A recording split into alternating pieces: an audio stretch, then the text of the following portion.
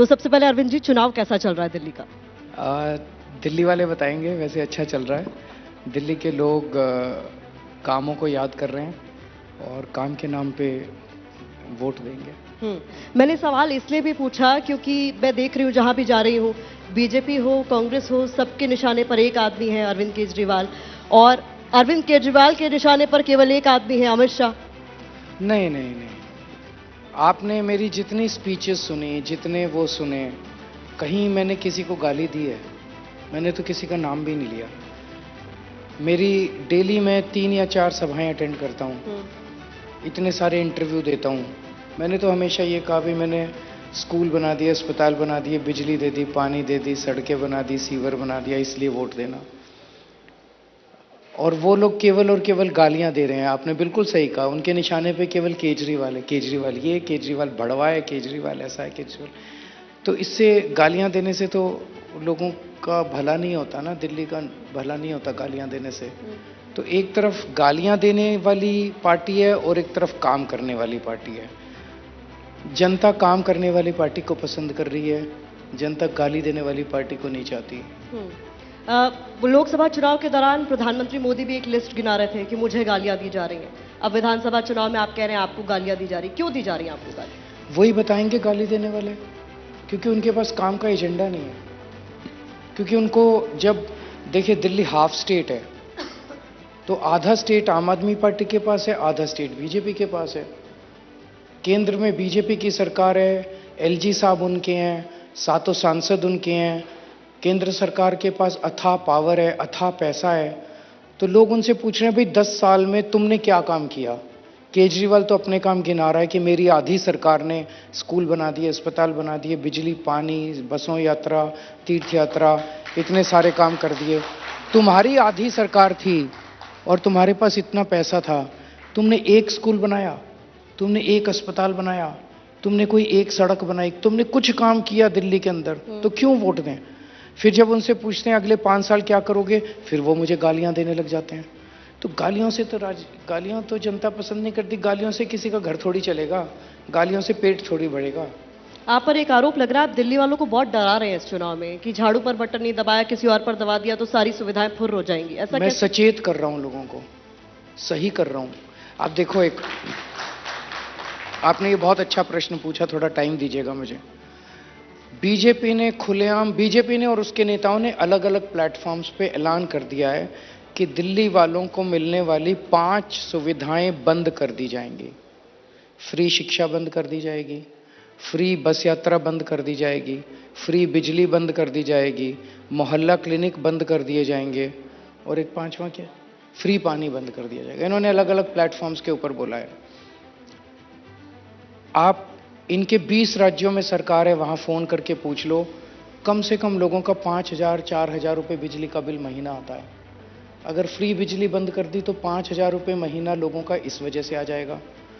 अगर फ्री शिक्षा बंद कर दी तो लोगों को प्राइवेट स्कूल में अपने बच्चों को पढ़ाना पड़ेगा।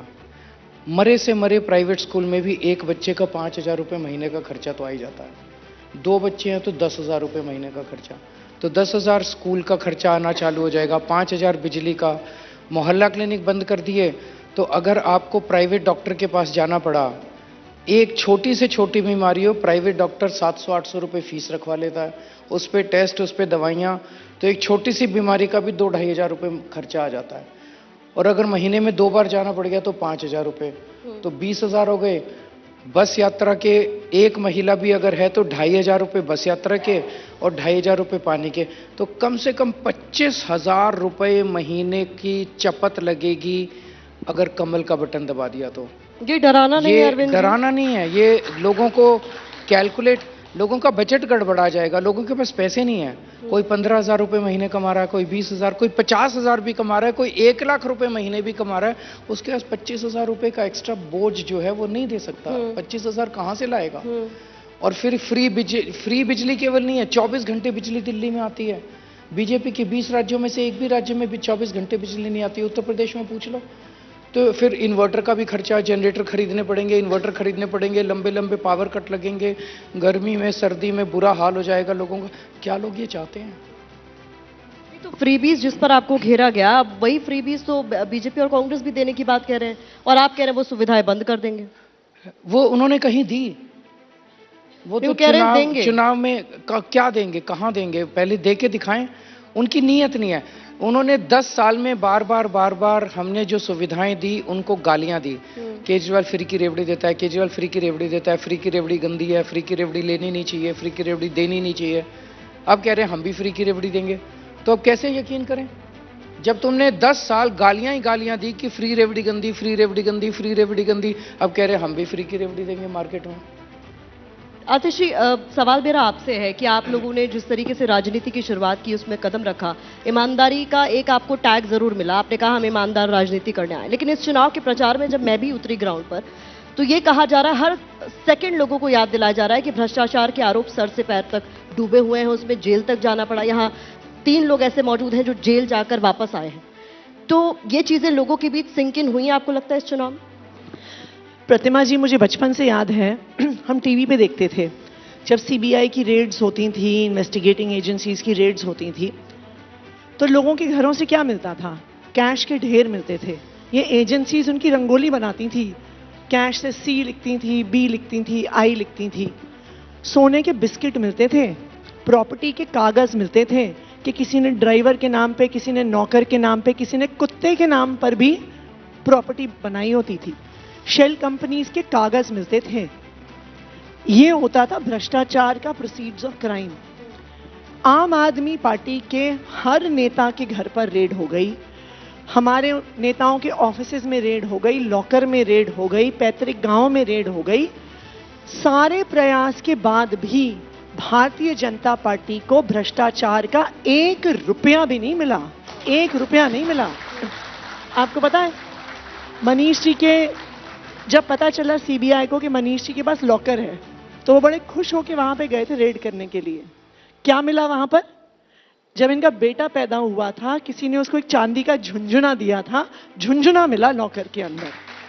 तो दिल्ली वाले बहुत समझदार हैं, वो देख रहे हैं कि कहां एक तरफ आम आदमी पार्टी है जो सुबह से लेकर रात तक उन्हें बिजली पहुंचाने, घर घर पानी पहुंचाने, उनके बच्चों को अच्छे स्कूल देने, मोहल्ला क्लिनिक बनाने, महिलाओं को बस यात्रा देने, बुजुर्गों को तीर्थ यात्रा देने में लगी हुई है। और दूसरी तरफ भारतीय जनता पार्टी है जिसने सिर्फ 2 काम किए हैं। एक काम किया है आम आदमी पार्टी के नेताओं को परेशान करने का काम किया है, और दूसरी तरफ आम आदमी पार्टी के नेताओं को गालियां देने का काम किया है। आज आप भारतीय जनता पार्टी को देखिए, आप उनकी सुबह से लेकर शाम तक रूटीन देखिए। सुबह 9 बजे दिन शुरू होता है, वीरेंद्र सचदेवा जी टीवी पे आएंगे, अरविंद केजरीवाल जी को गाली देंगे। 3 घंटे बाद उनके दूसरे नेता आएंगे, वो अरविंद केजरीवाल जी को गाली देंगे। 5 बजे तीसरे नेता आएंगे, वो अरविंद केजरीवाल जी को गाली देंगे। और 8 बजे चौथे नेता आएंगे, वो अरविंद केजरीवाल जी को गाली देंगे। तो दिल्ली वाले बिल्कुल साफ साफ देख रहे हैं कि एक तरफ एक पार्टी है जो काम की बात कर रही है, जो अपने 10 साल के काम गिनवा रही है, आने वाले 5 साल के वादे गिनवा रही है। एक तरफ दूसरी पार्टी है जिसने पिछले 2 साल से जेल डालने में, झूठे आरोप लगाने में, गाली देने में कोई कसर नहीं छोड़ी है। ठीक है। सो मुझे लगता है कि दिल्ली वाले अपनी चॉइस बहुत समझदारी से करेंगे। लेकिन मनीष जी, मानेंगे इस बार मुकाबला कड़ा है, जब आप भी ग्राउंड पर जा रहे होंगे, कुछ चीजें तो सिंक इन की होंगी लोगों के बीच में। और एक सवाल मेरा ये भी है कि अभी तो अरविंद केजरीवाल को लेकर ही बीजेपी और कांग्रेस ये कहकर हमला बोल रहे हैं कि कोर्ट का ऑर्डर ये कहता है कि वो सीएम नहीं बन सकते, और आप उनके चेहरे पर चुनाव लड़ रहे हो। और अभी अरविंद जी ने ऐलान कर दिया है कि नई सरकार में डिप्टी सीएम आप ही होंगे। देखिए, मुकाबला तो 2013 से जब भी हम लड़े कड़ाई हुआ है। कभी हम नए थे, कभी और परिस्थितियां थी, और चुनाव तो कड़ाई होता है। और हम जिन लोगों से चुनाव लड़ रहे हैं उनके पास अथाह ताकत है, पैसा है, मतलब कितना पैसा उन्होंने कमा हुआ है, और गुंडई है पूरी, उनके पास क्या नहीं है। तो उनसे जब जब कोई चुनाव लड़ेगा तो मुकाबला तो कड़ा ही होगा।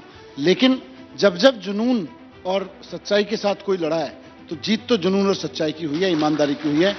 पैसा, अगर पैसे से चुनाव जीता जाता जैसा ये कोशिश कर रहे हैं, पैसा बांट बांट के, साड़ियां बांट बांट के, जूते बांट बांट के, तो फिर तो इस देश के सबसे रईस आदमी प्रधानमंत्री होते ना। देश के सारे रईस आदमी राज्यों के मुख्यमंत्री बने होते। पैसों से थोड़ी चुनाव जीता जाता है। आपके पास विजन होना चाहिए, आपके पास जनता के लिए आपका दिल धड़कना चाहिए। वो कहां से लाएंगे? वो नहीं है। जहां तक ये बीजेपी के लोग झूठ फैलाते हैं कि जी वो अरविंद केजरीवाल जी सीएम नहीं बन पाएंगे, कोई सुप्रीम कोर्ट ने कहा है, कौन से ऑर्डर में कहा है? सुप्रीम कोर्ट के ऑर्डर में झूठ लिखा, मतलब सुप्रीम कोर्ट के ऑर्डर में कहीं लिखा ही नहीं है कि अरविंद केजरीवाल जी दोबारा सीएम नहीं बन सकते। केवल बीजेपी अपने दफ्तर में एक झूठी स्क्रिप्ट लिखती है और फिर उसको फैलाने लगती है और सब लोग उसको गाने लगते हैं। फिर ये मतलब इनके झूठ पे विश्वास करना हम सबको छोड़ना पड़ेगा, इन पे ध्यान देना ही छोड़ना पड़ेगा बीजेपी वालों को। अरविंद जी, आप और कुछ ये कहना अच्छा है कि वो मान रहे हैं कि भाई सरकार तो इन्हीं की बन रही है, सीएम कौन बनेगा उसकी वो चिंता ना करें। ये तो कांग्रेस CM भी कह रही है कि सरकार हम बना रहे हैं। सीएम भी बन जाएगा, आप कांग्रेस चिंता के ना प्रदेश करो। अध्यक्ष यहाँ आए थे, वो कह रहे सरकार हम बना रहे हैं। कांग्रेस जी। चलिए इसमें तो अब क्या ही कहें। अच्छा, सत्येंद्र जैन जी, मुझे लगता है सबसे लंबा वक्त तो जेल में आप ही ने बिताया है और आपको ज्यादातर लोगों ने कहा कि अब राजनीति छोड़ दो। अभी मन पक्का है या फिर कुछ आप सोच रहे हैं, विचार कर रहे हैं? देखो, जब मुझे अरेस्ट किया था ना, सोचा था कि टीचर का बेटा है, पढ़ा लिखा है, 2 दिन में टूट जाएगा। 2 साल में तो टूटे नहीं। जब जेल में नहीं टूटे तो आपको लगता है बाहर आके टूट जाएंगे। अब मैं एक छोटी सी कहानी अरविंद जी ने बताया था, उसमें बताना चाहूँगा। मैं रानी बाग में, मेरे एक क्षेत्र में पड़ता है। मैं एक और चीज कहना चाहता हूँ, इनकी पुरानी फोटो साथ लगाना। आज 35 किलो वजन कम हो गया इसका, फिर भी नहीं टूटा ये। अरे ये ऐसे बताया जा रहा था कि आप लोगों को बहुत सुविधाएं मिल रही हैं जेल में। क्या सुविधाएं मिल रही हैं? एक बार आप होके आइए। वो थोड़ी बहुत सुविधाएं एबीपी के एंकर्स मैं भी तो ले कह रही हूँ कि भगवान की ABP दया से ना मैं एंकर्स- राजनीति में हूँ ना मुझ पर कोई आरोप लगे हैं, तो मैं जेल तो नहीं जाऊंगी फिलहाल। नहीं, बीजेपी के राज में आरोपों की जरूरत नहीं होती, वो वैसे ही जेल में डाल देते हैं। तो जो सुविधाएं हमें मिली, एक बार आप भी लेके उसका मजा ले लीजिए। तो देखिए, ये बीजेपी विरोधियों को जेल इतना में डालने का सिलसिला तो आजादी के बाद से चलता है, ये उनको पॉलिटिक्स भी पूरा कर बदलनी लेने चाहिए ना दीजिए, अरविंद? वो कुछ बीजेपी के राज में आपको जेल तो इसलिए भी जाना पड़ सकता है कि कोई पत्रकार अगर उत्तर प्रदेश में जाके ये रिपोर्ट दिखा दे कि जमीन पे मिड डे मील में रोटी सब्जी की जगह नून तेल की से रोटियां खिलाई जा रही हैं, उतने पे पत्रकार जेल चले जाते हैं इस देश में आजकल। तो ये मत सोचिए कि पत्रकारें तो जेल नहीं जा पाएंगी। जब जब आप मोदी जी के खिलाफ कुछ दिखाने की कोशिश करेंगे, जब जब आप बीजेपी के खिलाफ दिखाने की कोशिश करेंगे, हम राजनीति में हम बोलने की कोशिश करते हैं, उनके खिलाफ काम करने की कोशिश करते हैं। जब जब कोई पत्रकार मोदी जी बीजेपी का सच दिखाने की कोशिश करेगा, जेल जाने की पूरी पूरी संभावनाएं रखेगा। ठीक है, आप अपनी हाँ, मैं बात बता रहा था पूरी आपको। हाँ। मेरे क्षेत्र में रानी बाग एक जगह है, वहाँ पे एक लड़का इनकी पार्टी का बड़ा समर्थक है, बहुत ज़्यादा। तो जब हमने 2100 रुपये की योजना निकाली तो उसने कहा भाई केजरीवाल के 2100 रुपये नहीं लेने, अपनी वाइफ से कहता है। तो वाइफ ने कहा भाई ठीक है, मैं नहीं लूँगी। तो फिर बताओ क्या क्या ना लो। बिजली भी छोड़ देती हूँ, फ्री बिजली मिलती है, पानी फ्री मिलता है वो भी छोड़ देती हूँ, और 2 बच्चे सरकारी स्कूल में पढ़ते हैं उनको भी निकाल के प्राइवेट में कर देती हूँ। मोहल्ला क्लिनिक जाना बंद कर देती हूँ, प्राइवेट में इलाज कराऊंगी, और बस में जाना बंद, ऑटो में चले जा करूँगी। पर ऐसा करना, 25,000 रुपये महीना देती हूँ, 50,000 रुपये महीना देना चालू कर देना। वो सज्जन पता क्या बोले, कहना मत किसी से, इस बार मैं भी केजरीवाल को ही दूंगा। क्या बात है। ये स्थिति आपको लग रहा है लोगों ग्राउंड पर की है? जिंदगी तो हम बदल रहे हैं। आज मैं कहना चाहता हूं, कोई बीजेपी में है या कांग्रेस में है, वो एक बार ही सोचे, उसके बच्चे सरकारी स्कूल में पढ़ रहे हैं। अब तो कई अमीरों के बच्चे भी सरकारी स्कूल में पढ़ रहे हैं। हमने कभी भेदभाव नहीं किया, हम कभी इसलिए नहीं काम करते कि केवल आम आदमी पार्टी वालों को फायदा हो। सब बीजेपी वालों को भी फायदा पहुंचाया, कांग्रेस वालों को भी फायदा पहुंचाया। मैं उनको कहना चाहता हूं, वोट इस वजह से मत देना कि तुम बीजेपी में हो, तुम कांग्रेस में हो। वोट अपने परिवार को देख के देना कि किसमें फायदा है आपके परिवार का, किसमें फायदा है आपके बच्चों का, आपके बच्चों का भविष्य कौन बना रहा है। अगर आम आदमी पार्टी नहीं आई तो आपके बच्चों के भविष्य का क्या होगा, उनको तो, और आपके परिवार का कैसा खर्चा चलेगा। और एक बार अपनी वाइफ से जरूर पूछ लेना वोट डालने के पहले। मुझे लगता है एक क्वालिटी आपके अंदर ऐसी है जो मुझे लगता है सभी नेताओं में होनी चाहिए कि आप अपनी गलती एक्सेप्ट करते हैं। आपने अपने गारंटीज को लॉन्च करते हुए वो बातें भी बताई जो आप दिल्ली की जनता से वादा किया था आपने और आपने पूरी नहीं की, और उसमें एक बड़ा वादा यमुना की सफाई का था। उस पर मैं देख रही हूँ दिल्ली की राजनीति कितनी ज्यादा गरमाई हुई है, आर पार चल रहा है। आपने तो जो बात कही है उस पर आपके खिलाफ केस चलाने की बात कही जा रही है। यमुना के पानी में बीजेपी जहर मिला रही है, नरसंहार जैसे आरोप आपने लगा दिए। न केवल बीजेपी, कांग्रेस कह रही है कि आपके खिलाफ अफवाह फैलाने की एवज में केस होना चाहिए। नहीं, कांग्रेस तो बीजेपी के साथ मिलके, और बिल्कुल वो इलू इलू होता है ना, I love you I love you, so उनका प्यार और उनका मोहब्बत जो है वो क्या रोमियो जूलियट की तरह, और मजनू लैला मजनू की तरह कांग्रेस और बीजेपी का प्यार है दोनों का, ये तो अब जग जाहिर हो गया, तो उसकी बात ना करें। कल नायब सैनी जी कहाँ गए थे? पल्ला गए थे, बोले मैं सबके सामने पानी पीऊंगा और ये पानी साफ है। एक बार जब ये इंटरव्यू दिखाएं तो उनका क्लिप जरूर दिखा देना। उस क्लिप पे वो कह रहे हैं कि आधी क्लिप आप लोग वायरल कर रहे हैं, बाद में उन्होंने आचमन करके पानी पी भी लिया। नहीं है, दिखाओ कहाँ है। ऐसे ऐसे ऐसे क्लिप्स जो है वो वायरल हैं, दोनों क्लिप्स वायरल नहीं, हैं। दूसरी दिखा दो, पूरी दिखा दो, आप पूरी दिखा दो। उन्होंने पानी पिया, मुंह में डाला और या तो उस पानी में बदबू बहुत ज्यादा थी या टेस्ट बहुत ज्यादा थी, उसी समय उनको उल्टी सी आ गई और उन्होंने वो सारा पानी यमुना में उंडेल दिया। जिस पानी को वो खुद नहीं पी सकते और पीआर करने गए थे, एक घूंट तो पी लेते सबके सामने। जो एक घूंट पानी वो खुद नहीं पी सकते, वो पानी दिल्ली के लोगों को पिलाना चाहते हैं। मैंने आवाज ही तो उठाई उसके खिलाफ, आप साफ पानी भेज दो। मेरे से लड़ क्यों रहे हो? यही तो मैं कह रहा हूँ, 24 घंटे लड़ते हैं। मैंने कहा भाई पानी गंदा आ रहा है, वो कहते हैं हाँ केजरीवाल जी दिखाओ कहाँ आ रहा है, मैं दिखा देता, वो पानी साफ भेज देते। इतना ही सी तो बात थी। हम लड़ना नहीं चाहते, हम आज भी कह रहे हैं आप पानी साफ भेज दो, मुद्दा खत्म। नहीं, पर अरविंद जी, आप लोग सिर्फ दावा करेंगे या फिर आप लोग सबूत भी देंगे? आज हमारे लोग जो हैं वो पानी की बोतलें भेज रहे हैं उनको। 7 ppm अमोनिया का पानी कोई पी के दिखा दे, 7 ppm अमोनिया का पानी कोई पी के दिखा दे, हम कह देंगे भाई हमने गलती कर दी। मतलब आप जहरीला पानी दिल्ली में भेज रहे हो। आप कह रहे हो लोग, दिल्ली के लोग जहरीला पानी पिए और अगर बीमार पड़ गए सारे लोग तो केजरीवाल बदनाम होगा। मेरे को बदनाम करने के लिए वोट की खातिर आप दिल्ली के लोगों की हेल्थ के साथ और जान के साथ खेलो। अरविंद जी, ये तो सही नहीं है। 2 चीजों पे जवाब चाहूंगी। प्रधानमंत्री मोदी ने कहा ये पानी मैं भी पीता हूं, देश के न्यायाधीश भी पीते हैं। ये आरोप अगर आप लगा रहे हैं तो बहुत गंभीर आरोप है। ये पानी नहीं पीते हैं वो, उनको पानी साफ होके वाटर ट्रीटमेंट प्लांट से जाता है। ये बड़े दुख की बात है कि प्रधानमंत्री जी भी इस किस्म की राजनीति कर रहे हैं, जब देश के वो जो पानी आता है वो वाटर ट्रीटमेंट प्लांट में आता है।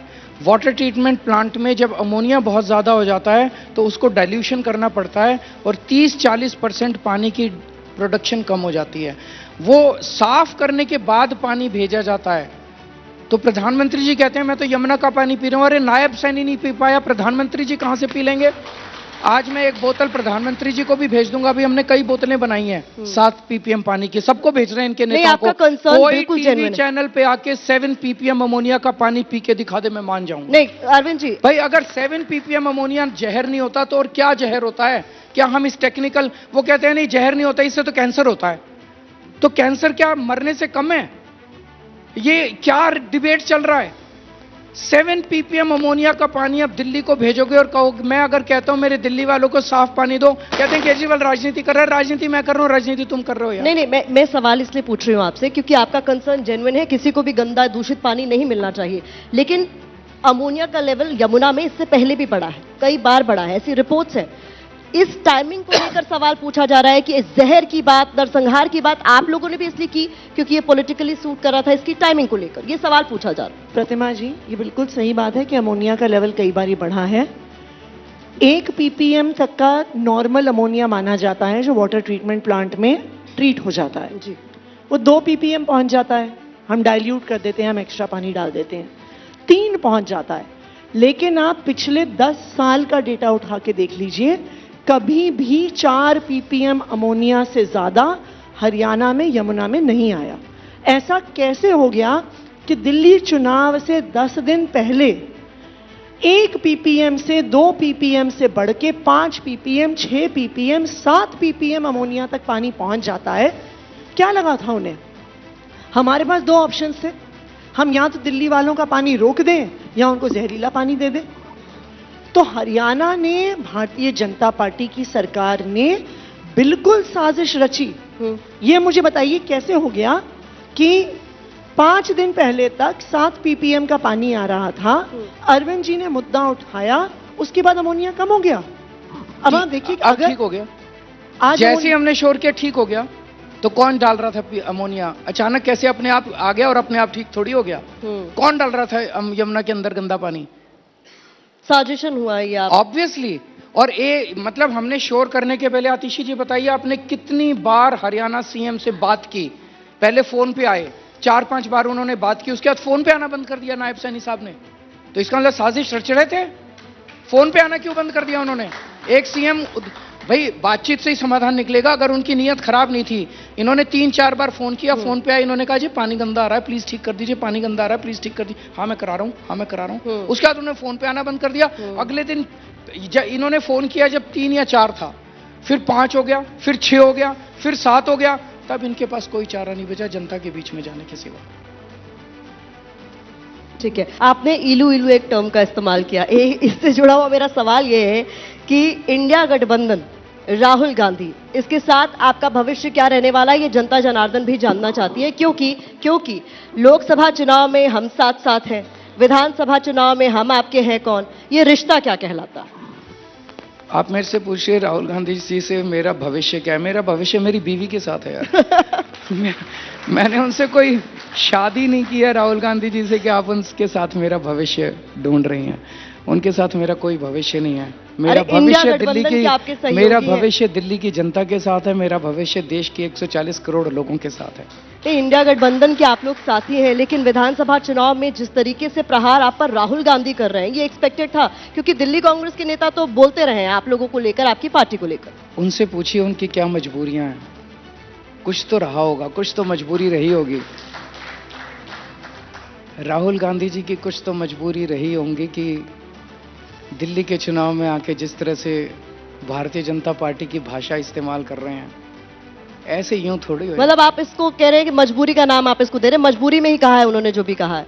उनसे पूछ लीजिए, एक इंटरव्यू उनसे भी कर लीजिए। अच्छा ये बताइए कि इंडिया गठबंधन का आगे भविष्य क्या रहने वाला है? क्या आप लोग साथ रहेंगे चुनाव के बाद, एक मंच पर फिर नजर आएंगे? इंडिया का भविष्य है, गठबंधन बनते रहते हैं, टूटते रहते हैं। गठबंधन का भविष्य मत पूछिए। इंडिया इंपॉर्टेंट है, ये लोग इंपॉर्टेंट है। इंडिया का भविष्य मैंने सिर्फ इसलिए पूछा क्योंकि अखिलेश यादव आपके लिए प्रचार करने आ रहे हैं, समर्थन जुटा रहे हैं। अखिलेश जी अच्छे, ममता दीदी का भी साथ आपको मिल गया। ममता जी भी अच्छी हैं। राहुल गांधी कैसे? राहुल गांधी से मेरे को वो कैसे हैं, ये कैसा है। अब प्रतिमा जी कैसी हैं? अरे आपने 2 लोगों की तारीफ की अरविंद जी।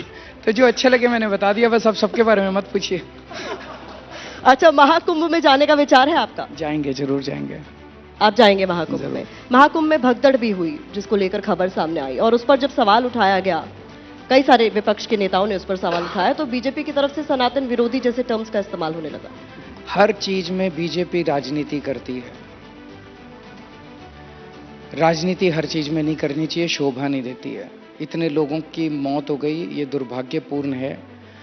मेरे पास हमारे कई नेताओं के फोन आए कि हमें इसमें ये इनके ऊपर आरोप लगाना। मैंने कहा नहीं, कुंभ में जो एक्सीडेंट हुआ, जो चाहे गलत प्रशासन की वजह से हुआ, जो भी हुआ, हमें उस पर राजनीति नहीं करनी।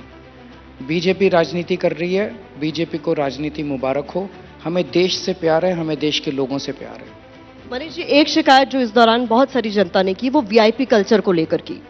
खास तौर पर कोई धार्मिक स्थल हो या कोई धार्मिक आयोजन हो, वहां पर वीआईपी कल्चर को लेकर आप क्या सोचते हैं? होना चाहिए, नहीं होना चाहिए? देखिए, अगर आप ऐसे लोगों को बुला रहे हैं जो बहुत सिक्योर्ड हैं, सिक्योरिटी में रहते हैं, आप रखिए, लेकिन ये मत मान के चलिए कि केवल पूरा आयोजन ही वीआईपी तक सीमित होकर रह जाए। अच्छी बात है, आप किसी महत्वपूर्ण व्यक्ति को बुला रहे हैं, प्रधानमंत्री जी जा रहे हैं, उनकी सिक्योरिटी, उनके सब पॉइंट ऑफ व्यू से ठीक है। होम मिनिस्टर साहब जा रहे हैं, वो बहुत वीआईपी उसमें जाएंगे, वो भी ठीक है। लेकिन सारा कुछ वीआईपीज को समर्पित हो और आम आदमी फिर भेड़ बकरी की तरह से जाके ट्रीट करो, वो गलत है। आप गांधी जी ने जो सिखाया था वो यहीं तो अप्लाई होता है कि भाई अंतिम पंक्ति में खड़े आदमी के लिए अगर आपने कुंभ में व्यवस्था ठीक कर दी तो दुनिया के किसी भी वीआईपी को बुला लीजिए, उसके लिए व्यवस्था ठीक ही होगी। पर आपने चंद वीआईपीज के लिए ठीक कर दी तो उसके बाद बाकी जनता तो भेड़ बकरियों की तरह रहेगी ना। ये सारे तंत्र में इनका अप्रोच यही है। महाकुंभ का आयोजन करेंगे, उसमें भी वीआईपीज के लिए खास और बाकी जनता के लिए कुछ नहीं। एजुकेशन भी खोलेंगे तो कुछ लोगों के लिए बहुत अच्छा, बाकी के कुछ नहीं। पैसा भी खर्च करेंगे सरकार का तो कुछ लोगों के लिए खर्च करेंगे और बाकी के लिए कुछ नहीं। तो ये जो तंत्र है ना कि आम जनता के लिए कुछ नहीं, केवल कुछ खास लोगों के लिए काम करिए, चाहे वो कुंभ का आयोजन हो, शिक्षा हो या सब्सिडीज हो, ये नीति गलत है। नीति ये होनी चाहिए कि आप जो भी नीति बनाएं, ये देखें कि सबसे पीछे जो आदमी खड़ा है, सरकारी स्कूल में जो बच्चा पढ़ रहा है, टेल एंड पे जो बच्चा पढ़ रहा है, उसको कैसी शिक्षा मिल रही है, उससे आपको समझ में आ जाएगा। महाकुंभ में सबसे पीछे दूर के कोने पे जो आदमी नहाने जा रहा है पीछे लाइन में लग के, उसके लिए कैसी व्यवस्था है? अगर आपने वो व्यवस्था ठीक कर दी वीआईपी के लिए, तो अपने आप ठीक हो जाएगी। वीआईपी कल्चर पर आपकी भी राय जानना चाहूंगी मैं सत्येंद्र जैन जी। होना चाहिए या नहीं होना चाहिए, खासतौर पर जहां पर धार्मिक स्थल है, किसी तरीके का धार्मिक आयोजन हो रहा है? देखो मनीष जी ने जो बताया ना बिल्कुल ठीक है। अगर आप सबसे लास्ट वाले के लिए तैयारी करेंगे तो उससे आगे वालों के लिए तो दिक्कत है ही नहीं। अब मैं ये कह दूं कि जी अब कई लोगों के नाम लिए जैसे उनकी हटा दीजिए सिक्योरिटी, ये तो बड़ा मुश्किल है। पर आम आदमी के लिए सबसे आगे लाइन में आम आदमी को मानना चाहिए। लाइन को उल्टा कर दो। क्या आपने सबसे पीछे रखा है आम आदमी को? आम आदमी सबसे आगे कर दो। एक और चीज मैं कहना चाहता हूँ, आम आदमी पार्टी गरीबों की पार्टी है, लोअर मिडिल क्लास की पार्टी है और मिडिल क्लास की पार्टी है। बीजेपी धन्ना सेठों की पार्टी है, अरबपतियों की पार्टी है, अमीरों की पार्टी है। तो जो आप कुंभ में देख रहे थे वो धन्ना सेठ, मैंने देखा को बड़े बड़े उद्योगपति और बड़े बड़े उनको वीआईपी। ये दिल्ली का चुनाव भी बड़ा इंपॉर्टेंट है इस तरह से। ये जितने आपके ऑडियंस में बैठे हैं सारे मिडिल क्लास वाले हैं मोस्टली। इनमें से कोई एक आदमी अगर 1 लाख रुपया महीना कमाता है तो साल के 12 लाख कमाता है। उस 12 लाख में से वो जीएसटी देता है, इनकम टैक्स देता है, एंटरटेनमेंट टैक्स देता है, कैपिटल गेन्स टैक्स देता है, प्रॉपर्टी टैक्स देता है, एजुकेशन सेस देता है, पता नहीं क्या क्या देता है। लगभग आधी इनकम उसकी 12 लाख में से 6 लाख रुपए उसकी टैक्स में चली जाती है। ये जो टैक्स है इसी से सरकारी खजाना भरता है। ये सरकारी खजाना जब दिल्ली में आता है तो हम इनके लिए स्कूल बनवाते हैं, शिक्षा फ्री कर देते हैं, मोहल्ला क्लिनिक बनवाते हैं, इलाज फ्री कर देते हैं, दिल्ली मेट्रो की नेटवर्क बनाते हैं, पानी का नेटवर्क बनाते हैं, पानी फ्री कर देते हैं, महिलाओं की बस यात्रा इनके ऊपर खर्चते हैं। जब बीजेपी की सरकारों में ये खजाना जाता है तो वो बड़े बड़े चंद अरबपतियों को वो पैसा दे देते हैं। और वो पैसा देने का उन्होंने एक सिस्टम बना लिया है, तरीका। पहले किसी अरबपति को लोन देते हैं, कर्जा, और 3-4 साल बाद उसका कर्जा माफ कर देते हैं। जैसे अभी एक बहुत बड़े उद्योगपति हैं, उनको 47,000 करोड़ रुपए का कर्जा दे दिया इन्होंने, और 2-4 साल के बाद 46,000 करोड़ माफ कर दिया। ये क्या है? ये चल क्या रहा है देश में? एक और उद्योगपति हैं, उनको 6,500 करोड़ रुपए का कर्जा दे दिया, 5,000 करोड़ माफ कर दिया। मैंने पूरी दिल्ली में सारी महिलाओं को, दिल्ली की 1 करोड़ महिलाओं को मिला के बस यात्रा फ्री करी, उसमें 400 करोड़ रुपए लगे। बस 400 करोड़ रुपए जब मैंने दिल्ली की महिलाओं का फ्री करा तो बीजेपी ने इतनी गालियां दी, फ्री फ्री फ्री फ्री कर रहा है केजरीवाल। ये फ्री नहीं है। देश के 400 लोगों का, बस 400 लोगों का इन्होंने 5 साल में 10 लाख करोड़ रुपया माफ कर दिया इन लोगों ने, बीजेपी वालों ने। ये देश में खुलेआम लूट चल रही है। तो ये सरकारी खजाने की गंगा दिल्ली में आम आदमी की तरफ बह रही है, बीजेपी की सरकारों में ये 400 अरबपतियों की तरफ बह रही है। धारावी धारावी की जमीन किसको दी गई है बताइए?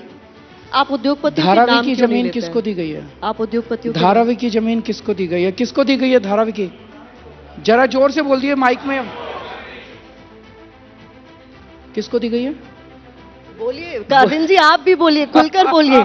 उद्योगपतियों का रेफरेंस मत दीजिए, नाम लीजिए, यही तो आपसे एक्सपेक्टेड है। आप नाम लीजिए। जनता जानती है दिल्ली की सारी इन्होंने प्लान बना रखा है। ये दिल्ली का चुनाव क्यों लड़ रहे हैं? आपका भला करने के लिए नहीं लड़ रहे, 2 कारणों से लड़ रहे हैं। एक तो दिल्ली का सरकारी खजाना दिल्ली की जनता पे खर्च नहीं होना चाहिए, ये भी उन उद्योगपतियों के पास जाना चाहिए, ये चाहते हैं। दूसरा, झुग्गी वालों की झुग्गियां 1 साल में तोड़ के वो सारी जमीन अरबों खरबों की वो भी उसी दोस्त को दे देंगे जहां जिसको धारावी दी है। अच्छा, आप गरीबों के मसीहा हैं, मिडिल क्लास वालों की पार्टी है, तो शीश महल के आरोप भी तो आप ही पर लगे हैं। खोल दो उसको, जनता के लिए खोल दो, जनता को दिखा दो। झूठ क्यों बोलते हो? दिखा दो जनता को, खोल दो। मैं तो कह ही रहा हूं, इतने दिन इन्होंने मेरे पे, मैं देखो मेरे को गाली गलौज करनी नहीं आती, मैं फिर से कह रहा हूं, मैं इंजीनियर हूं। मैं 12 साल से राजनीति में हूं, दुर्भाग्यवश मैं राजनीति सीख नहीं पाया। मैंने पढ़ाई इंजीनियरिंग की आईआईटी खड़गपुर से। इंजीनियर था, इंजीनियर हूं, इंजीनियर रहूंगा। मेरे से बिजली ठीक आपने करा तो लो, अच्छे-अच्छों को मेरे से राजनीति पानी- सिखा दी, आप कह मेरे रहे से मैं बिजली राजनीति ठीक नहीं करा सीख लो, पा- मेरे से पानी ठीक करा लो। बिजली ठीक कर दी आप लोगों की, 24 घंटे कर दी। देश के किसी हिस्से में इनकी 20 राज्यों में सरकार है, कहीं 24 घंटे बिजली नहीं है। मेरे से पानी ठीक करा लो, स्कूल बनवा लो, अस्पताल बनवा लो, सड़कें बनवा लो, सीवर बड़ी अच्छी बनाता हूं मैं, वो ये नहीं कर सकते। लेकिन मेरे को राजनीति करनी नहीं आती।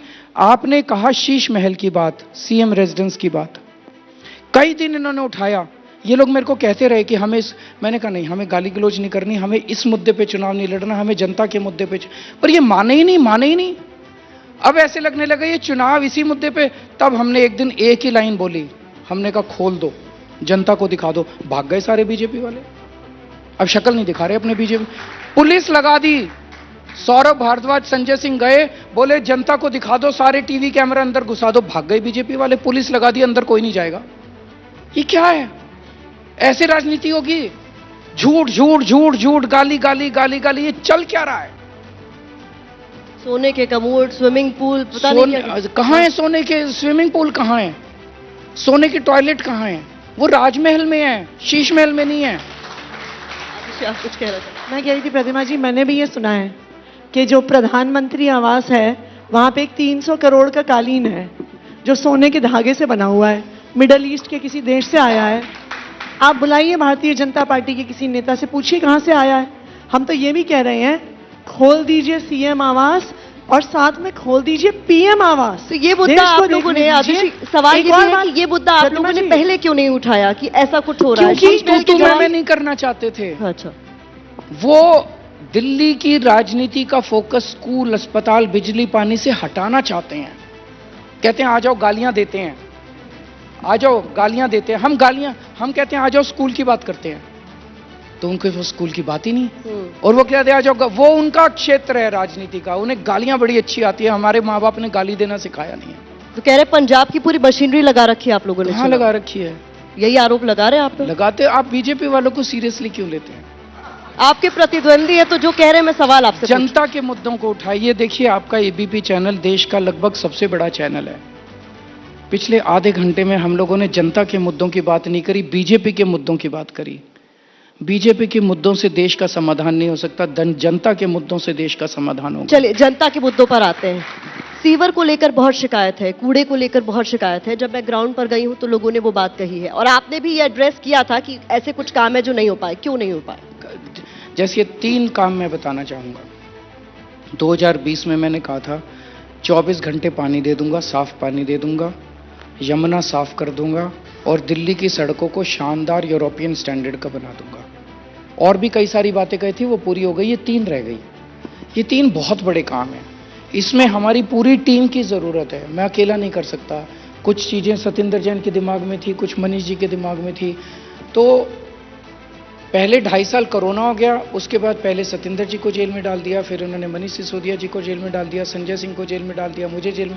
हमारी टीम बिखर गई, इसीलिए हम ये 3 बड़े काम नहीं कर पाए। ये मेरा सपना है दिल्ली के लिए और दिल्ली वालों के लिए, और ये दिल्ली वालों का भी सपना है कि साफ पानी आना चाहिए, 24 घंटे आना चाहिए, सड़कें साफ और सुंदर होनी चाहिए, और यमुना साफ होनी चाहिए। हमारे पास विजन भी है, प्लान भी है, पैसा भी है। अगले 5 साल के अंदर इन तीनों कामों को कर देंगे। एक love and hate relationship LG के साथ भी दिल्ली के सीएम का रहा है, पुराना है, और मुझे लगता है आगे भी जारी रहेगा। Sorry, love and hate relationship LG के साथ भी चलता रहता है, दिल्ली की सरकार का, सीएम का खासतौर।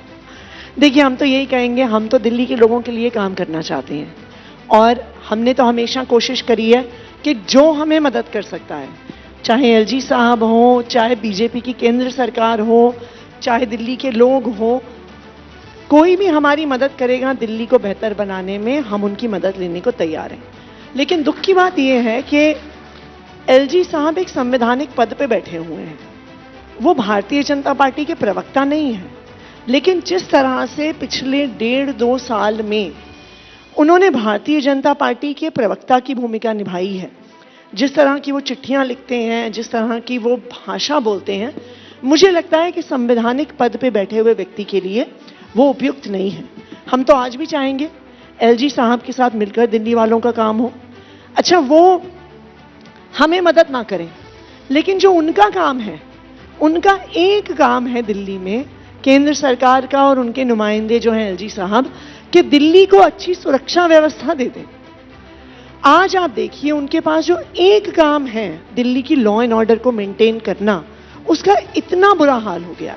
आज दिल्ली का वो हाल हो गया है जैसे 90s में हम बॉम्बे का सुनते थे ना, गैंगस्टर कैपिटल, कि कहीं पे गोलियां चल रही हैं, कहीं पे किडनैपिंग हो रही है, कहीं पे फिरौती की कॉल्स आ रही हैं। तो आज ये मैटर, आज दिल्ली के लोग ये देख रहे हैं कि भारतीय जनता पार्टी के पास जो एक काम था दिल्ली के लोगों को सुरक्षा देना, उसका बुरी तरह से भट्टा बैठ गया है। जो काम दिल्ली के लोगों ने अरविंद केजरीवाल जी को दिया, बिजली ठीक कर दी, पानी ठीक कर दिया, स्कूल अच्छे कर दिए, मोहल्ला क्लिनिक बना दी, तीर्थ यात्रा करवा दी, बस सेवा अच्छी कर दी, तो दिल्ली के लोगों को भी पता है कि अगर गलती से ये सारे काम बीजेपी को दे दिए, जिस तरह लॉ एंड ऑर्डर का भट्टा बिठाया है, भारतीय जनता पार्टी बिजली, पानी, स्कूल, अस्पताल का भी भट्टा बिठा देगी। इसीलिए वो सोच समझ के ही वोट देने वाले हैं। चलिए, आखिरी सवाल है मेरा और ये आप सभी से है, तो एक एक कर मैं चाहूंगी कि आप सभी बता दें, अपने अलावा आप राजनीति में किसे ईमानदार नेता मानते हैं? नहीं, ईमानदार नेता बहुत हैं। इधर आपके चैनल पे बैठ के मैं नाम गिनाना चालू करूं, ये सही नहीं है। हमने कभी नहीं कहा कि सारे गड़बड़ हैं, सारे अच्छे लोग हैं, बुरे लोग हैं। हर क्षेत्र में अच्छे लोग, बुरे लोग सब होते हैं। आदर्श, देखिए, मैं भी इस बात से सहमत हूँ, हर पार्टी में अच्छे लोग होते किसी हैं। एक का नाम तो आप ले सकते हैं। अरविंद के अलावा किसे ईमानदार मानते हैं? ईमानदारी बेईमानी का सर्टिफिकेट नहीं देता, लेकिन अगर आप मुझे बीजेपी में पूछें, मुझे गडकरी जी बहुत अच्छे लगते हैं। उन्होंने अच्छा काम किया है, उनके काम का और उनके व्यक्तित्व का मैं प्रशंसक हूं। अब आपके इस इंटरव्यू के बाद कभी उनके ऊपर घास ना गिरे, मैं भगवान से यही प्रार्थना करता हूं। आतिश, बीजेपी के नेताओं में कोई भी नेता किसी भी पार्टी का हो सकता है, अरविंद के अलावा, जिसे आप हमारी ईमानदार मानती हैं। हमारी पार्टी में, हमारी पार्टी के बाहर, बता सकती हैं कोई दिक्कत? हमारी पार्टी में तो मैं सब नेताओं को ईमानदार मानती हूँ। ये तो सच्चाई है। आज भी आप देखिए, जब हम तीनों लोगों ने जब चुनाव के लिए, अपने चुनाव लड़ने के लिए क्राउड फंडिंग की कैंपेन की है, बीजेपी हम पे आरोप लगाती है कि जी ये तो मंत्री रहे, मुख्यमंत्री रहे, इन्हें पैसों की क्या जरूरत है। हमें पैसों की जरूरत है क्योंकि हम ईमानदारी से हमने सरकार चलाई है, अपनी तनख्वाहों से अपने घर चलाए हैं। आप मुझसे पूछिए, 40 लाख रुपए चुनाव लड़ने के लिए तो मेरे पास तो नहीं है, मनीष जी के पास भी नहीं है, सत्येंद्र जी के पास भी ठीक नहीं है। आखिर में जल्दी से मनीष जी, आपकी नजर में कौन है ईमानदार नेता? और सत्येंद्र जैन जी, आप? देखिए, मेरी नज़र में मैं किसको सर्टिफिकेट दूं वो महत्वपूर्ण नहीं है। महत्वपूर्ण ये कि जनता किसको ईमानदार मानती है। और जनता में आप चले जाइए, हम यहाँ बहस कर सकते हैं कि फलाने के पास फलाना नहीं है, फलाने ने इतने मकान बना रखे हैं, उसने दुबई में होटल खोल रखा है, नहीं खोल रखा है। जनता को ये भी पता होता है कि इसकी वाइफ के भतीजे के नाम कौन सा फ्लैट है, जनता को वो भी पता होता है। ठीक है सर, आखिर में मुझे पता है आप लोग की प्रेस कॉन्फ्रेंस से आपको निकलना। ऐसा है, जिसका भी हम नाम ले देंगे ना, उसके पीछे सीबीआई रेडी कल से पड़ जाएगी, तो इसलिए है तो बहुत सारे।